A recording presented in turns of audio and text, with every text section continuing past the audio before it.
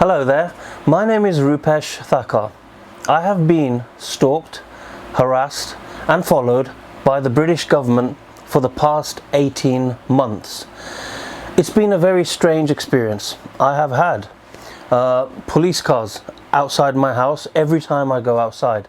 I've had around 150 emails back and forth between myself and the British government in order to bring back my daughter from the Philippines to the UK. The reason why I have faced this harassment is because I have raised a voice against the government. I'm not afraid of the government and they can harass me as much as they like, but I will continue on this path as long as I feel it is correct. I'm sure there are many questions in your mind as to why the government would target only me. Well, it's not just me. This is like a covert behavior changing operation. What this is covertly doing things like playing sirens from police cars and ambulances and fire trucks at behaviors which the government does not like or wants you to change. On the internet, I found a guide called Achieving Behavior Change, a guide for national government. Now, when you look on that guide, you will be surprised to learn that coercion is a tactic used by government to change behavior. Another thing I found in the guide is something called nudges. Now, nudges are interventions that lead people to do anything without it being obvious to them that their behavior is being shaped. Now, this is what I am facing. So when I go outside of the house, the fact that I'm seeing sirens is like the government's way of trying to make me stay in the house. And this is an extension of the whole COVID lockdown thing, where the whole nation was transformed into practically a jail. Now, in order for me to bring my child and my girlfriend from the Philippines or even go to meet them, I had to apply for a Philippine visa during the lockdown. And this was a very lengthy process. There were lots and lots of requirements. My daughter was born on the 11th of October 2020 and her name was Preeti. Now, I began sending money to my girlfriend for our daughter. But my girlfriend's mother saw this as an opportunity to extract more money from me at this tough time. And the way that she would blackmail me into doing so is that if I did not send that more money, then I would get pictures of my daughter kind of suffering. Sometimes there was a mark on her neck on one occasion, and this is the type of stuff that I would face. I felt that this was a human rights abuse case. So I got in touch with the Foreign and Commonwealth Development Office in the UK, based in London, and I thought that they were upholders of human rights, and that's why I contacted them. Little did I know that their advertising of standing up for human rights is just a cover so that they can do the complete opposite on the inside. I applied for an emergency travel document to bring my daughter back to the UK, but my situation was not treated like an emergency. Even after I arrived in the Philippines, the British government asked me to complete countless requirements. One of those was to reply to about well over 100 emails back and forth between myself and the government. Now, that 100 emails at a time when you're really stuck and when you're in an emergency is excessive, out of order, disproportionate, and I think that is a criminal act, because if someone is under human rights abuse, at that time you should do your very best to help, especially if you're advertising yourself as someone who protects human rights. During this lengthy process, I was not happy with the way that the government was handling our case. Emails kept being sent back and forth, and the requirements kept being added. My daughter was at risk of going back into the hands of her grandmother, and she does not care about my daughter's welfare. So I decided to complain to the Foreign and Commonwealth Development Office in London instead of the British Embassy in Manila, who I was dealing with. Little did I know that the FCDO are incapable of taking any constructive criticism. And instead of helping and supporting us, the government started covertly harassing us. Now, they did this in collaboration with the Philippine government. They did not harass us directly, they used third parties. Now, the goal of the government is to silence any anti-government critics, but also to advertise the fact that they are not as helpful as their sarcastic initial help offerings sound. Now, when I was in the Philippines, there were so many strange incidences that happened, and I don't think that they're all coincidences. I think that there is a certain amount of planning that the government does behind the scenes. So after I sent that complaint to the FCDO, that's when these incidences occurred. So first of all, there were sirens from several strange looking vehicles. Have a look at this tuk-tuk that is, you know, blowing a siren. And it's so stupid. We were going somewhere and these bloody siren vehicles would follow us where we would go.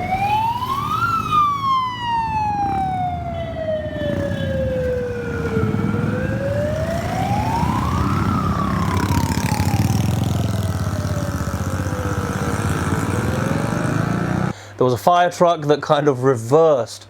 It was going that way, then it reversed where we were and then continued its path, which was also very strange.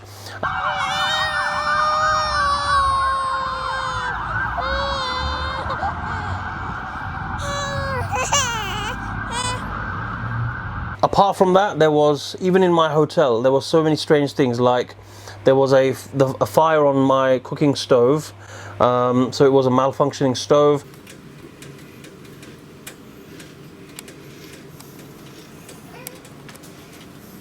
There was air conditioning which was filthy, horrible, disgusting. It was blowing out dust. But there is one worrying thing, and that is that during the stay in the Philippines, there was a hotel and there was a loud noise, a buzzing noise from a big box which looked like a generator. And at that time, I mean, I've had lots of those types of boxes, generators in loads of hotels, but at that particular time, after complaining, me, my girlfriend and my daughter was crying like crazy. My girlfriend had severe headaches and I had headaches too. So I was wondering, what is this? This is a little strange. You know, it could be some sort of technology. I looked into it. It seems that there are many people who have been targeted with the use of microwave weapons. That's the only thing that I can think of. Now, when you buy a microwave, it says on there, do not take the lid off, it's dangerous. So to build a microwave weapon is not actually that difficult. You just need a microwave, a little bit of technical knowledge, and off you go. You can covertly cause someone to have severe headaches and all sorts of health problems by having very simple machinery. And that, I think, is what was happening in the hotel in the Philippines. This is one situation where I saw a hotel staff member looking into the roof and a big buzzing sound.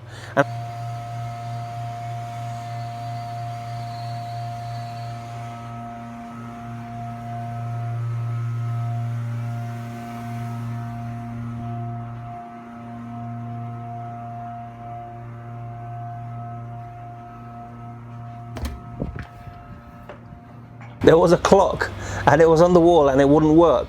So, and then I picked it up and it started working. So it's like you're in a haunted hotel, if you like. And even on my computer, on Netflix, there were similar themed things that would pop up to kind of make me watch them, which I would never normally watch. Things like haunted hotels and stuff like that. So it's like the computer that I have is hacked and they know what I'm doing, but also they're carrying out that harassment in real life. Now just take a look at this letter. It just looks like it's been printed in a haunted house. I received this from the British Embassy in Manila, and it's also spelt my daughter's name wrongly. In this second letter, you'll see this is from the passport office in the United Kingdom, by the way. And we're talking about a country that is English speaking. They know how to spell. And despite that, they spelled the name of my daughter wrong 10 times in different ways. We had an event where my girlfriend and my daughter were in a taxi, and the taxi just drove off without me. And then about 100 yards later, the taxi stopped because my girlfriend shouted at him and they got off. We reported this to the police. The police officer did not help. They were not very helpful. And so what their goal was is that before I even arrive in the UK, they kind of send me round and round in circles so much that that initial frustration of 100 emails, lengthy requirements, and then this harassment kind of spins you around or kind of makes you semi-frustrated. And when you come to England, you're so frustrated, you say, oh my God, you know what happened, this happened, that happened, and you sound more silly. But the truth is that the British government just wants you to end up either going to jail by committing a criminal act or end up in hospital. And I didn't do either. I remained strong so that I can share my story with yourselves coherently, and so that the British public can know that the British government is not as sweet and as innocent as they look. Just have a look at how many requirements I had to complete to get my daughter's birth certificate. It was horrendous, and we had to stand in lengthy queues, and it was absolutely boiling hot, and I had to take my daughter and my girlfriend everywhere because you can't leave them alone, you know, and it was a very stressful situation. Hello, good morning. How are you? I'm really sorry. I'm really sorry that I woke you up. No, please don't sleep again, no. Pretty, listen, I'm sorry. I'm really sorry that I woke you up, okay? But tomorrow we have a very good, important work to do, okay? Okay, important meeting as well. So please, can you wake up? Yeah! That's very... Yeah, good. That is amazing. She woke up. Wow. Now we were completing all these requirements while Marika's mother wanted control over Marika, and the matter ended up in a police station. You know, I went to the police station. Marika's mother was shouting at Marika, and she said, you know, why are you with him, you know, leave him and come to me, all that type of stuff. Marika's mother only cares about money. She just wants more money from me. And so Marika said to her, no, I want to stay with Rupesh. Sige, ako, dali. Ikaw ate, saglit. Gusto mo pang kausapin nanay mo? Dito ka na daw, nanay. Kausapin mo na. Dali na. Huwag ka na magwawala dyan. Dali na. Dito na. Stop your Doon kayo sa loob. Kasi, binibidyo niya. Ako ang nanay, hindi niya nire-respeto. She's made a decision. Ako ang nanay, hindi niya nire-respeto. Doon kayo, mag-usap kayo doon. Upukan lang dyan, tatay. And we wrote this on a police complaint letter, but it didn't speed things up. The FCDO and the British Embassy in Manila, they took their time and some, 4 months to issue a emergency travel document is borderline criminal, to be honest. Another strange thing that I noticed is a Seattle, the word Seattle written on my air ticket. My air ticket was from Manila to London. I did not need any Seattle written on my air ticket. So my air ticket had Seattle written on it, and there was an app called by Grab, and that also I got a message saying Seattle on it. So it's very strange. It's like the government had made certain apps to make people think that they're genuine and then use them. And I found out later, about a few months later, that they actually did this in a worldwide operation to catch criminals. And they made these fake apps, and they thought, oh, we're so clever, we can catch these criminals. But actually they're losers, because what they're doing is they're punishing people who are not criminals. Criminal bosses were tricked into using an FBI-run encrypted messaging app. Over the last number of years, intelligence services have hacked and disrupted messaging systems that crime bosses thought were secure. Criminals were desperate for a new trustworthy platform. They thought they'd found it when they discovered Anom. Thing is, it had been secretly developed by the FBI, unbeknownst to the crime syndicates who had total confidence in it. I've read an article that this was an idea that was dreamed up maybe at a pub, and this is something they probably couldn't have imagined how successful this was going to be. 18 months at least of capturing this criminal activity. So this is really a proud day for the good. Now, one thing that was strange is that even at night, we had air raid shelter sirens in the Philippines at that time. Now I wonder if the British government knew that there will be a war in Ukraine. I don't know how they knew that. It's possible that they were aggravating Putin behind the scenes. It's also possible that there's a certain amount of preemptive planning into all this war stuff.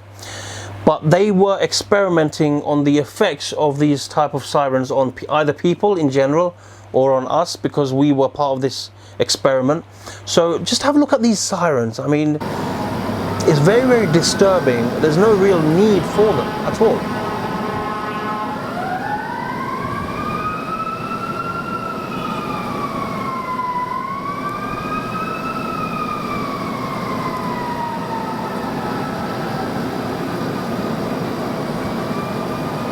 Now, it's not just me that these type of tactics are used against. There's MPs, there's journalists. In this next clip, there is a journalist speaking out against the government, and in the background you can hear a patronising police siren. With quite a lot of disappointment and a little bit of anger on some parts. I've had messages from Tory MPs talking about how it was a bit pathetic, a lot of teeth sucking, and another one, he's a prisoner of back-covering scientists. And I think what they particularly noticed was that when the Prime Minister was asked, can you absolutely give a hard, fast guarantee? So they do use these type of tactics on all levels of people. Now, when I go outside, I see strange things like fake police cars. I checked that car and it has not had an MOT in God knows how long. I've seen an ambulance which is parked in McDonald's, and the ambulance employees are eating in McDonald's. Now, I don't know about the British people, but I don't expect an ambulance with its drivers, with the ambulance itself, eating at McDonald's. I don't think that that's right for them to do. They should be doing that in their own time, not in public time, because we pay our taxes for a reason. See, there's an ambulance at McDonald's, and this is how they use their vehicles.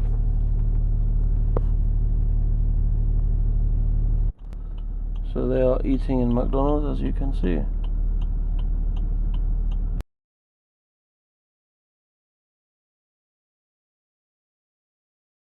On one occasion, there was a fire truck which costs, I don't know, £100,000, and you've got a crew of fire officers, and they're in where I've gone to do my shopping. They park there, somehow they know I'm going to be there, having a fag, getting some shopping, just chilling out, and it just feels quite disgusting. And they want to build up more frustration in me, but I don't know about me, but you surely should be frustrated at that fact.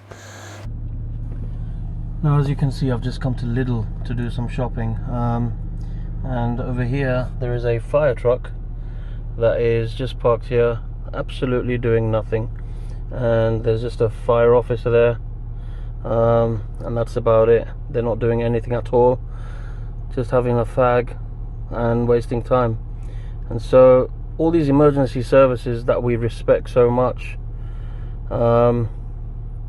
you know, they're just literally parked outside Lidl doing nothing. And fire trucks, ambulances, police, all these services that we have so much respect for, they don't really do anything. They just nowadays especially, that all they're doing is that they're using their time to harass other people, and they're doing this indirectly by making a presence felt where they want that presence to be felt.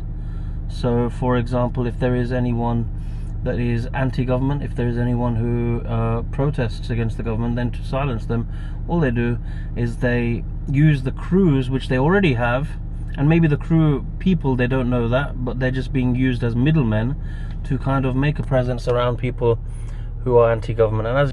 And that didn't just happen once. On a separate occasion, I went to Lidl to do my shopping, and there was a police car parked there. When I went inside, they were not on any case, they were not buying anything, they were just there to kind of frustrate me. They looked at me in a very patronizing way as they walked past. Now, it's possible that the government may have been suspicious of me when I initially took my girlfriend, or tried to take my girlfriend, on holiday. It's also possible that I may have been added onto some sort of watch list because I went back to the Philippines and tried to bring my daughter to the UK. The British government is overprotective because they don't want to be done over. Now, that overprotection has gone so far that they can't see themselves what it's done to them. Now, as time went on, the British government and their crew of around 10 or 20 people. They could not find anything wrong that I did. So they started to become more and more frustrated. They started to harass me more and more. Giving someone hope and then dashing it, you think you're great because of that? Harassing people into isolation, you think you're great because of that? You see, I think that the British government needs help. And I think that there is pain hidden inside them. We should help them. The truth is that we are living under a government scheme that is so selfish, so self-obsessed, and they're so control freaks that they will go to any length to get revenge. And they are not concerned about your welfare, they're not concerned about anyone's welfare. The only thing they're interested in is imposing sanctions, making rules, and making our lives as difficult as possibly that they can. When I returned to the UK, I continue to see the same sort of police cars and sirens every time I go outside. So, you know, in terms of getting evidence, the only thing I could have is kind of me taking a picture of the police siren. So I decided to install CCTV at my house. And I got some absolutely amazing evidence that I have compiled, and you can have a look and you can see that whether it's 5 in the morning or 2 in the morning, anytime that I go outside, there's a police car or an ambulance that kind of drives by. Now I'm going to take you through some CCTV footage.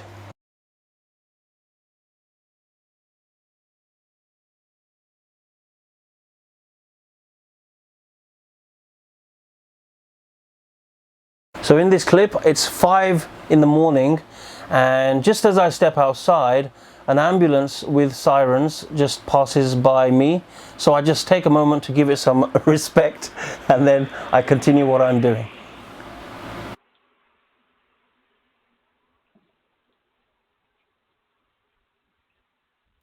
Now in this next clip, my mum visits me for the first time in 3 months. As soon as my mum comes out of the car, you can see at the top right of the screen that an ambulance is lit up and out of thin air and kind of is heading towards us. So kind of got used to it, and here comes the ambulance. Goodbye. There it goes. Now on the same day, as soon as my mum is about to leave, a police car drives past one more time, and here I am just entering my house, and just as you can see, the police car is about to come. There we go, one more time.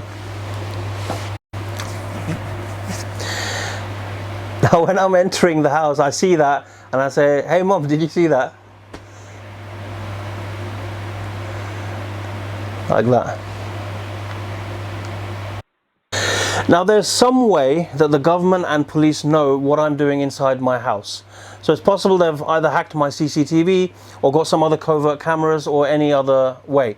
Now in this next clip, I'm just looking for clothes in my living room. I've blurred out myself for privacy. You can see that there's a fire truck just as I'm in the living room, and then the fire truck just leaves.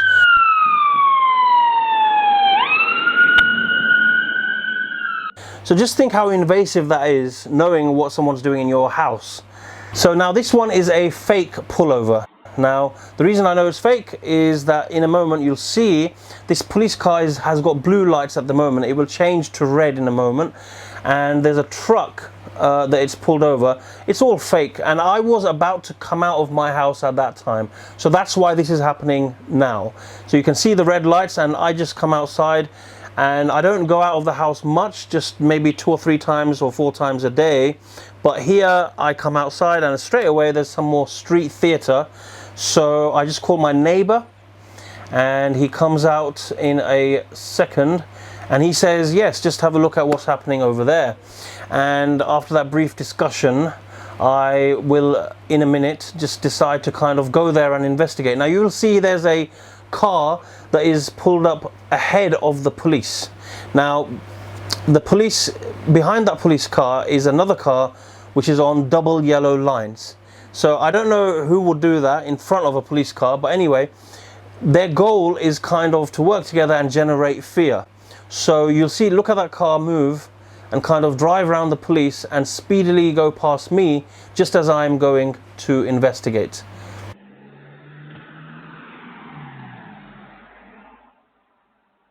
So sometimes there's a short siren to remind us that we're dealing with babies here. So just have a listen.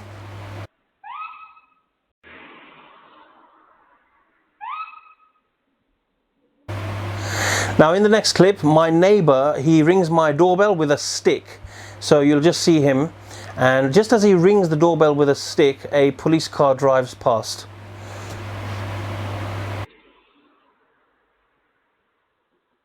So in this next clip, it's 2:40 in the morning and I hear some loud banging sounds. So I'm like, where's that coming from? I go outside to investigate and I've got the dehumidifier thing in my hand to empty, but the police drive past as soon as I come out of my house. It's 2:40 in the morning. So no matter what time of day it is, they want to let you know that they're always watching. So this is that same thing from a different angle. I'm just wondering where that sound's coming from, and there goes the police.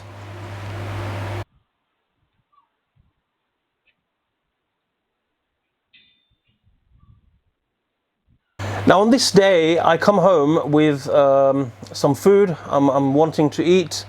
As soon as I arrive home, there is an ambulance that drives past really slowly. And now not only that, they just made eye contact with me in a very weird way as well. And then they went on and parked on the same street slightly further up. So here comes the ambulance.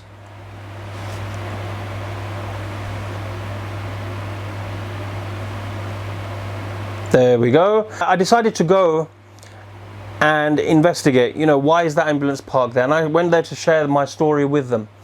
As I was going there, the police sounded another siren and another police car kind of drove past the ambulance quite speedily, just as I was just having a chat with them.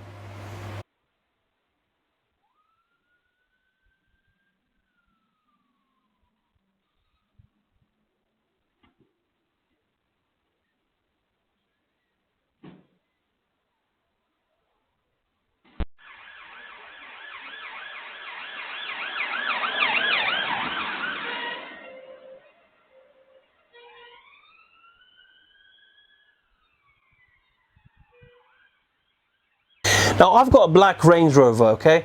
When I drive past my car on this next clip, you'll see a police car drive past at exactly the same time. So it's kind of trying to let you know that, you know, you're under surveillance.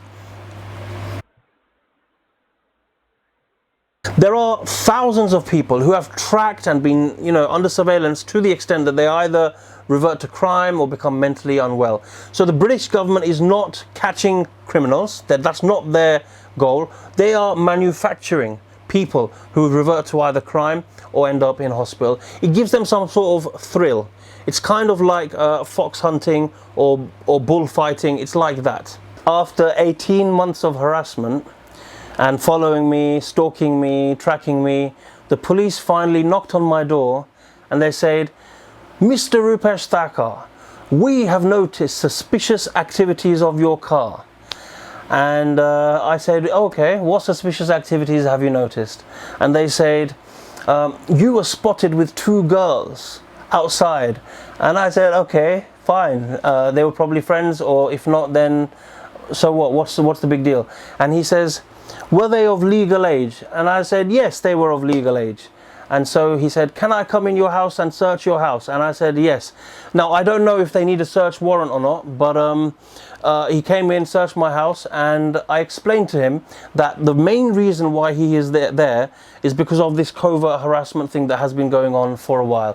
And the fact that the officer said that we have noticed suspicious activities of your car, and the fact that he found my address, even though my number plate is not registered at that particular address, my number plate is registered to my old address.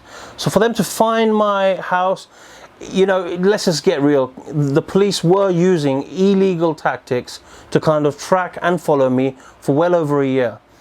And this is totally against human rights. It's a human rights abuse, it's illegal, and the government needs to be held accountable for all of this.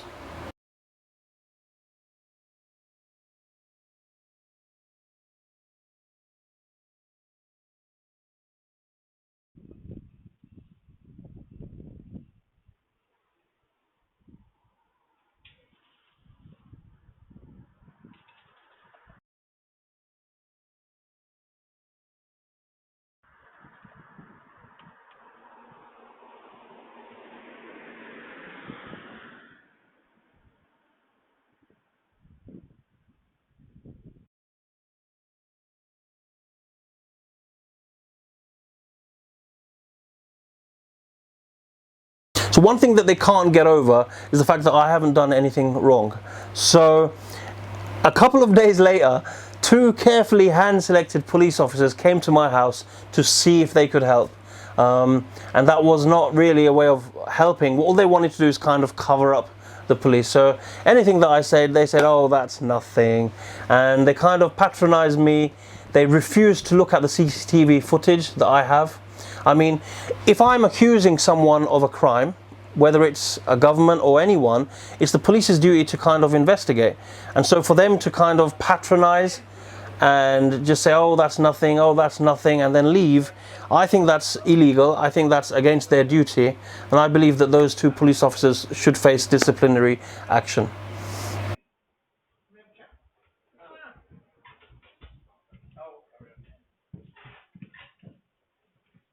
And the police, they don't have any defense. They know for a fact that they're using illegal tactics. They're trying to shape the behavior of individuals that the government may classify as undesirable, or because they have behaviors that are different to their views. You know, they might have a view of something that they want this, but that's up to them. You know, every human has a different life. Every individual has different talents, and every individual has a different way of expressing themselves. It doesn't matter how sweet and innocent you think that the police force is.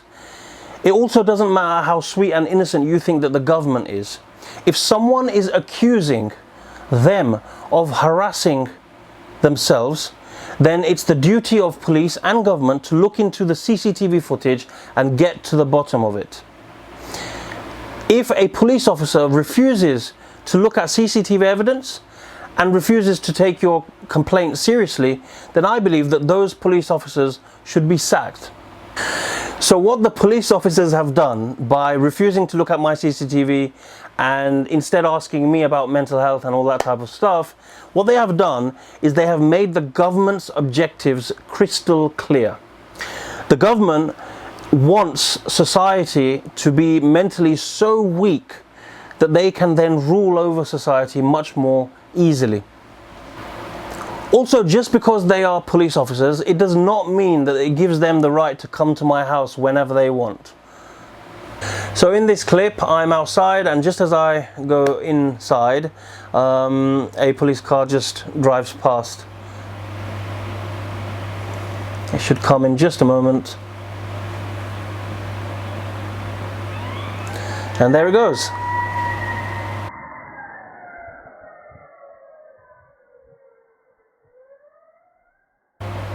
So in my next clip, I receive a delivery from Amazon Prime, and after receiving the delivery, just as the Prime van is about to drive off, another police car.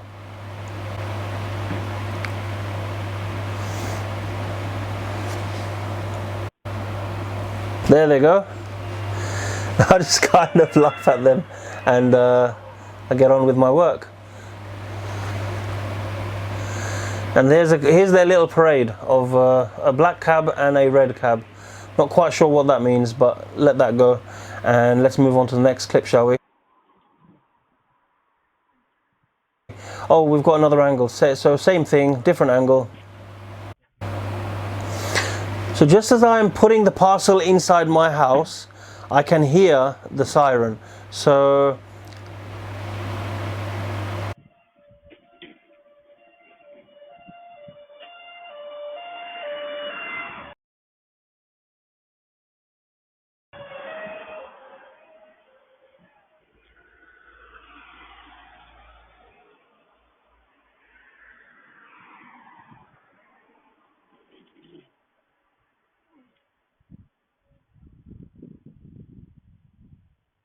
now in this clip, I'm getting into my Range Rover, and just as I get in, a red car with a number plate which says kind of police drives past me, and at the same time a bicycle which does a wheelie also goes past. So it's just kind of to take the mick, if you like.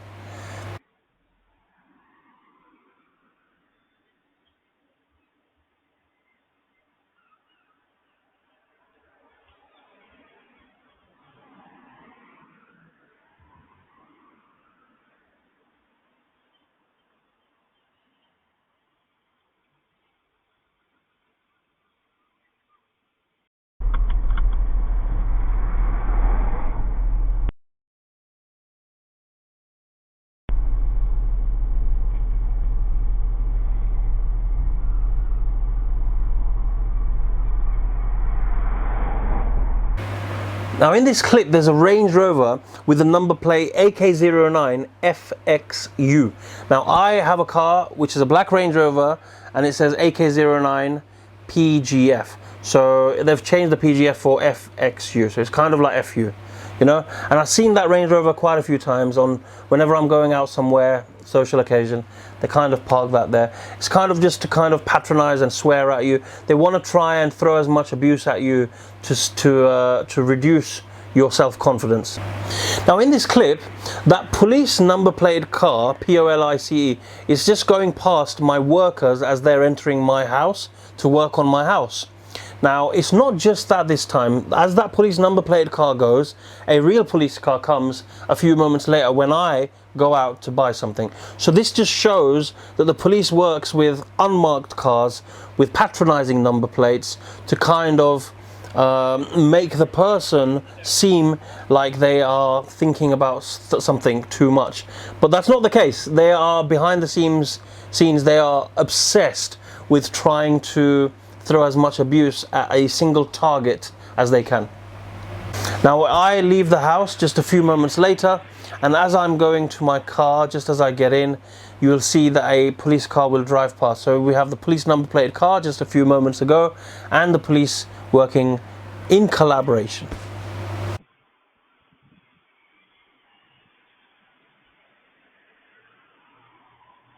So you remember that police number plate car, the AK09FU car, FXU car. So I then saw a car with no number plate on it. It's just to kind of play more mind games with you, if you like. Now the government had a lifelong dream, which was to provoke a reaction from me.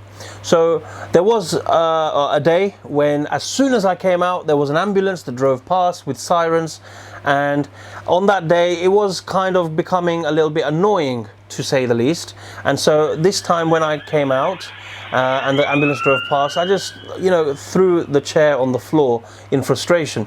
And this is just the type of thing that the government absolutely loves. So I remain calm and strong and patient, but there are many people who cannot just deal with this type of stuff, and you know, they end up in hospital or they end up in jail, and I feel sorry for those people. Just look at my state here, for example.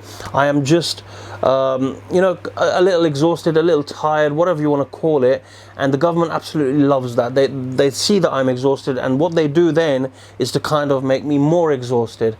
It's their ruthless thinking. They don't really, I don't know how much of a heart that the government has. So the government has you know, on the same evening, the government you know, they organized a vehicle that looks like an ambulance, and then there was someone running after it, which is very strange. So it's kind of to generate more exhaustion and fatigues physically and mentally. So here we go. I just come home with a beautiful milkshake in my hand, and there is a yellow ambulance looking vehicle, and behind that there is a gentleman running after it, as you can see across the road. Very strange indeed.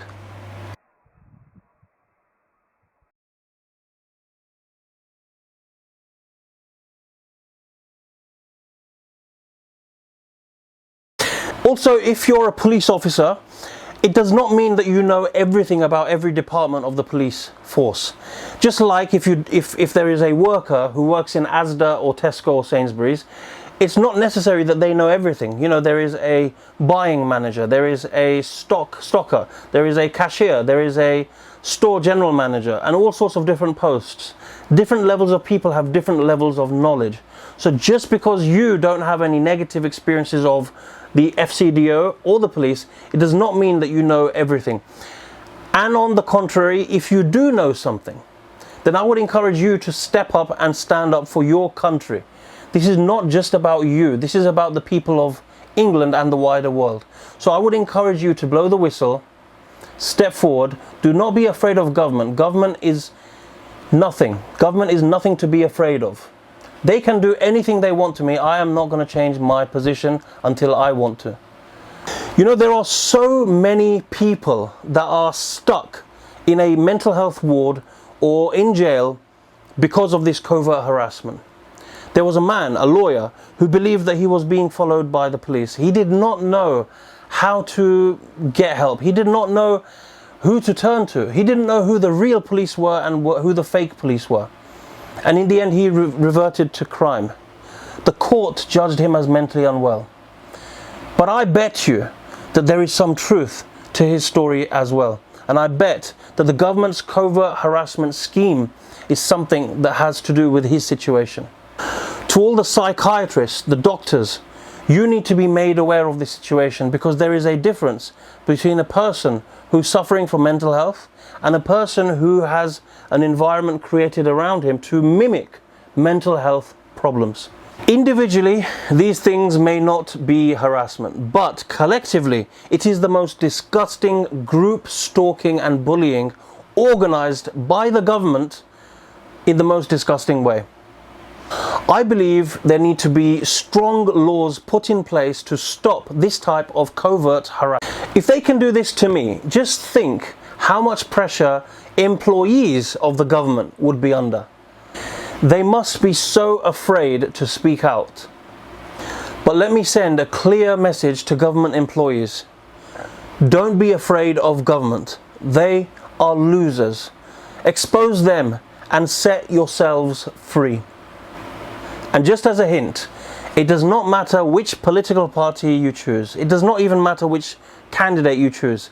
As long as the government itself is corrupt, things will continue like that. Thanks for watching. Light on the tree. We are in the park. I like it. Park very good. Yeah. Yeah? Yes. Where is Pretty? Where is Pretty? Yeah. Where? Where is Pretty? I don't know. Where? Relax. Where is Pretty? I don't know. Where is Pretty?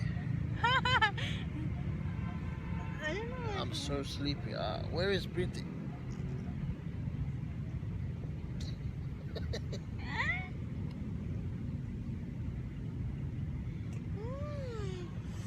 That's where Pretty is, huh? Pretty, listen. You have to cover, okay? 3, 2, 1, cover. Pretty! No! That's very bad, okay? Okay, I'm gonna cover you one more time. 1, 2, 3, cover. That's not good. It's very cold. Okay, we're gonna try again. 1, 2, 3, cover.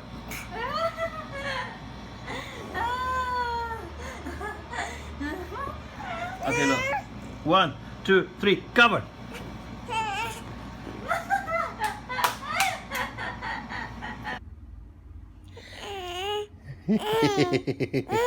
How are you? How are you? Are you okay? Your English is amazing. And you are very, very funny. You're very, very funny. And I like your smile. Very good. Very good. Marika, come and see. Very good. What is your name? Pretty?